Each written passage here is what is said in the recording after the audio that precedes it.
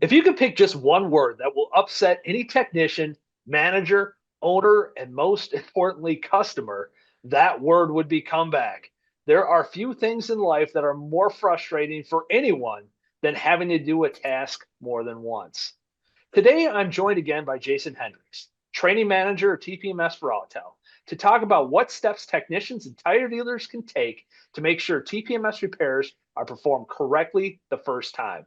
Jason works with tire dealers all over the country to help streamline processes and avoid common pitfalls that can lead to the dreaded comeback. So, Jason, welcome back.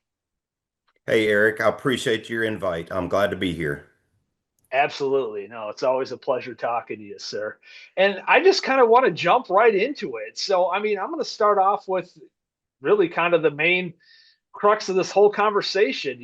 What are the most common mistakes you see technicians make during TPMS service that can lead to comebacks, and how can that be avoided? No, that's a great question, Eric. I wish I could have kind of that one definitive answer for you, but kind of what we're seeing out in the market is a couple different things. So, where I want to start out, in my opinion, what we're seeing a lot of the common mistakes out there in the market are in the very beginning process of TPMS, and that's your TPMS diagnosis. Just like we're familiar with say a check engine light coming on, the first thing we have to do is diagnose it, correct? So the most common mistake that I'm seeing out in the market, whether it's myself or our trainers or our tech support team, is these technicians are per se diagnosing it, but they're misinterpreting the whole diagnostic phase. And that diagnosis phase in the TPMS is, yes, going out and triggering or activating those sensors. In a sense, you're waking up those sensors to see if they're alive or not, right? To see what the health of it is. Yes, we're triggering the sensors to get all that crucial data, that information from it. For instance, its ID number, which is his name.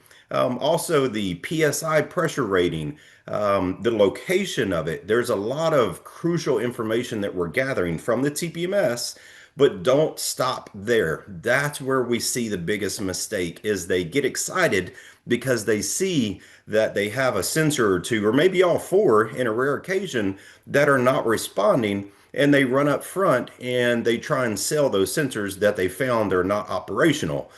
That's the big mistake. So before you get excited and run up front, we neither need to gather a lot of the other data from the vehicle side. So in the TPMS diagnosis, yes, step number one is activating or triggering those sensors, but then we need to communicate with the vehicle to gather that information from the vehicle's module because all that information is stored in the car's module, like the IDs, the particular location of those IDs. So then once we're able to gather that information from the module, we're able to do a good comparison and we can kind of put the story together.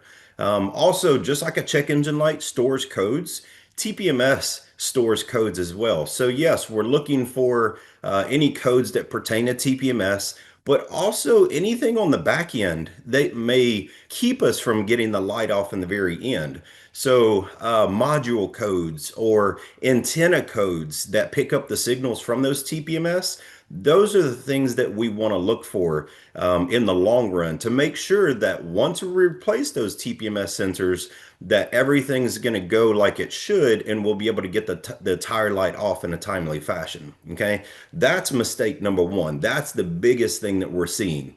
The second biggest thing that we're seeing out there with comeback issues is improper position relearn procedures. Okay, so we know that every manufacturer has a unique relearn procedure, whether it's installing a new TPMS sensor and having to relearn those sensors to the car, but also a simple task is doing an oil change and a tire rotation.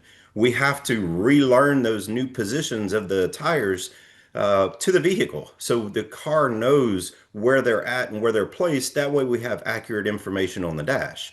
So a lot of people are tending to shortchange these procedures or they're skipping steps because they don't have time or they feel like that's irrelevant. Okay. So the way I tell people is we've all heard the saying cross every T and dot every I. that is very critical in tire position relearn procedures. Okay. We could sit here and talk for hours and days on end on all the different unique relearn positions, but you need to read and understand those procedures. This is not procedures that myself or Autel has come up with. This is procedures from the manufacturer. They're made to be difficult. They want you to struggle, okay? But all of our tools have these procedures listed out in the tool, but you need to follow them, understand them. If you feel like that procedure, that certain step is not irrelevant, it's probably relevant, okay? So that's what I would strongly recommend is follow them to a T.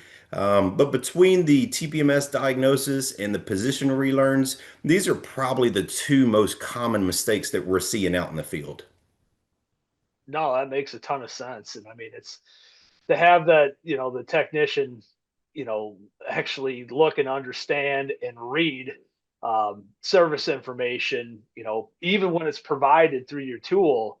It's sometimes, if they have to go elsewhere, is what I'm getting at. That's an extra step that a lot Yeah, of them are not willing to take. And when you have it in the tool, that makes it a lot easier, but they still have to go in and follow that service procedure. And correct. sometimes you think, because you've worked on a million Chevy Silverados, that they're going to all activate the exact same way, or you've worked on a Mhm. million Toyotas. And you know how manufacturers are. They'll throw a wrench in there and change something up year to Yeah. year. We would all love that simplicity factor, but unfortunately, in all the different manufacturers, simplicity is not in our realm of things, unfortunately, in this automotive industry. So we're all trying to learn the new curve and we're trying to keep up with it. And that's what we do as a business. We're trying to give you the accurate data so we can stay on top of this and be as proficient as possible. Yeah, I absolutely love that.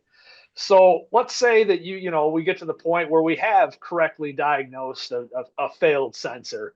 When you look at replacing sensors, things like proper torque. So, in your opinion, how critical is proper torque when servicing TPMS sensors? And, what role do valve service kits play in long-term reliability for that sensor? Oh, it's very important. Back in the day, we used to always replace the valve stems, the rubber valve stems on a tire anytime we did a tire job, right? That was simple. You ripped out the old rubber valve stem, you put in a new one. Unfortunately, even simple things like valve stems are getting very involved, more technical. So whenever we have these metal ferrule nut style TPMS sensors on a lot of your European vehicles and some of your domestic vehicles, they have proper torque. So they have a little rubber gasket on there that needs to be sealed properly. This is very critical. So most of your ferrule nut TPMS style valve stems, they have a torque typically around that 4 Newton meter, which converts to around 35 inch-pounds. That's very critical because you can't under tighten it, but you can't over tighten it at the same time. What happens if you do this? It causes a leak. Well, if we install a new set of tires and we replace the service kits like we should, or you replace the TPMS sensor and you don't properly torque it, well, you're going to have a comeback and you're going to have a very upset customer. So, if we take the time, those extra 30 seconds, and properly torque that valve nut down to what it should be, we're going to keep that car from coming back before the end of the day or the next day because the customer woke up and they had a flat tire on their brand new set of tires. So, if we properly torque that little that service kit down and we kind of smush that valve stem rubber seal down properly, it will seal off correct. Okay. Now with your rubber valve stem styles, you can't really torque that rubber valve stem. But what I would highly recommend is we put a little bit of a tire lube on there. That way we ensure that that valve stem pulls through the rim properly and doesn't tear part of that rubber valve stem. That way we can ensure that it's got a good seal. Also, after we're installing the rubber valve stem or we're replacing that service kit or TPMS sensor, I would highly recommend that we just take a little small soapy liquid, pour over that valve stem after the tire's installed and aired up. make sure that we don't have any leaks. That's just doing your due diligence, making sure that everything is squared away. You can ensure that you've done the job properly and the customer's not going to come back with a small leak. No, again, I absolutely love that answer. That's kind of when, I was thinking of this question, that's kind of what I envisioned, right? Is because it's so important when you're dealing with any kind of gasket, like you were talking about, like that seal, Yeah. that, proper torque is followed, and you can preach that all day long. But, it's just one of those fundamentals that need to be reinforced consistently because people get in habits of just not doing things the correct way, and comebacks are a Absolutely result. correct. So, moving on to some of the tooling, I know you guys at Autel have a ton of offerings. So, can you kind of help explain to the audience how Autel's TPMS tools help verify a successful relearn before the vehicle even leaves the bay? Absolutely. So we do have a good line of TPMS tools, depending on the shop's need or procedures or what their business format looks like. So on all of our TPMS line of tools, depending on which one we go with, they're all going to walk you through the TPMS diagnosis in the very beginning, but also doing a relearn procedure afterwards. Okay. That's the biggest thing is after the job is complete, no matter if it's tire rotation, tire replacement, TPMS sensor replacement, whatever that job was, our tools will walk you through the procedure to relearn them to the proper positions to verify that the pressure is accurate. Okay, not just by your simple air gauge, but also electronically. You'll be able to trigger and activate those sensors to make sure that it is proper pressure electronically compared to the actual what your gauge showed in pressure. Okay, so that way we know the data is being picked up accurately. Also, in the very end, it's going to walk you through what we consider an OBD relearn, but this will go through. It's going to relearn the positions to their proper positions so the computer interprets that data correctly. It's then going to walk you through and it's going to clear out all those DTCs or diagnostic trouble codes. That way we can ensure that all the old data is cleared out of the vehicle's module, and then it will verify at the very end successful. It actually gives you a lot of what we call green indicators, showing that everything's green, everything's good, okay? Everything's communicating properly, everything should be accurate. And then we can follow up with a simple, let's pull it up on the dash, let's make sure that all our pressures are accurate and everything looks true compared to what we physically did on the car. Yeah, that all makes total sense. I mean, I've been using your TPMS tools for some time now, and I got to say that OBD relearn is phenomenal. I Yep. really enjoy that for all the reasons that you just mentioned. It's really a nice add-on there for the vehicles to support that. So, moving on, just kind of to wrap it all up, for dealers training new technicians, what's the best way to build a reputable TPMF service process that minimizes errors? Yeah, agreed. I love this kind of question. Obviously, we have a lot of field trainers like myself. We try and instill those values into the shops, whether it's a new technician that's novice or we have a seasoned technician that's maybe just getting into some tire work. Whatever the case may be, whether it's a store manager or service advisor, we want to instill that knowledge, that value into the shop. Some people view it as, oh, it's just TPMS. TPMS is very aggravating from a customer standpoint. Okay. Whenever you get the cold weather, TPMS light comes on, you kind of get that sense of aggravation from the customer. But if we, again, do our due diligence on our side, we can make sure that the customer's happy and that they're satisfied and they're educated as well. So, what I encourage people at the shop's standpoint is we need to implement a process into our courtesy check process or our inspection process.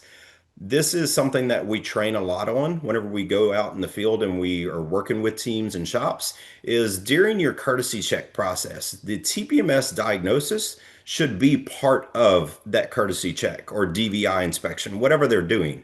On average, once you become skilled and you're knowledgeable with TPMS and you understand it, my guys could do a TPMS diagnosis in 3 minutes average. Okay. So on a whole DVI or courtesy check process, it's really not much. But if I can instill that process, that part of the inspection into my courtesy check, now that gives me the opportunity up front, whether I'm a service advisor or store manager, I can have that conversation with the customer. Yeah, you're probably not going to sell every TPMS sensor that you have the conversation about, but at least we can have that conversation with the customer. We can let them know, hey, we did check all your belts, fluids, hoses, tires, but also we checked your TPMS sensors. They are a little bit slow to respond, but they're still working right now. Let's discuss TPMS sensor replacement. I can do that today, or we can plan for that in the future. But at least you're having that conversation. They know that you've checked everything. It's a good, warm feeling for your customer. But instilling this process into the courtesy check just pays off in the long run because you're going to have more conversations. You're going to sell more TPMS because you're having more of those conversations with your customer. Me personally, getting this process part of the plan with your shop is huge for your business in the long run. Okay. But it's all about getting your whole team on board and getting that into the inspection process at the end of the day. That's a great answer. I mean, even in my personal life, it's important to remember those particular pieces when you're doing inspection. I recently put tires on my wife's Explorer, which she absolutely has no qualms about what she drives. But if there's a light on, I Yeah. hear about it, and not a month and a half later, TPMS light comes on, Correct. and I was going back and replacing sensors. So, Correct. absolutely, that is a great, great message to drive home. Is just checking those basics. Yes. So, Jason, again, thank you for joining us today.